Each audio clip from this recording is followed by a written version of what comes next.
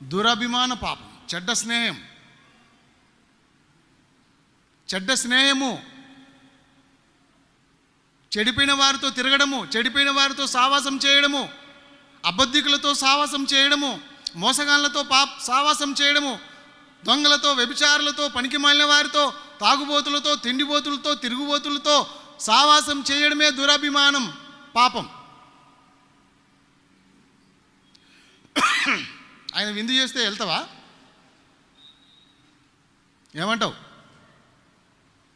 ఆ దొంగ నీకు మంచి విందు చేస్తాడు, దొంగతనం చేసుకొచ్చాడు కదా, డబ్బులు ఉన్నాయి కదా, నీకు మంచిగా విందు చేస్తాడు. పో, తినిపో, తాగుపో. ఆయన పాపంలో నువ్వు పాలివాడ అవుతావు. మరి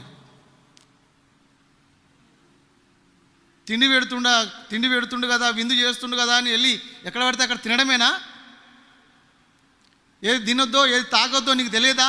ఎవరితో సావాసం చేయొద్దో నీకు తెలియదా? నీ ఇష్టానుసారంగా తిని తాగి తిరిగితే దేవుని కోపం నీ మీదకి వస్తుంది, నీ పనులు భంగం అయిపోతాయి, నీ ఓడలు బద్దలైపోతాయి. మరి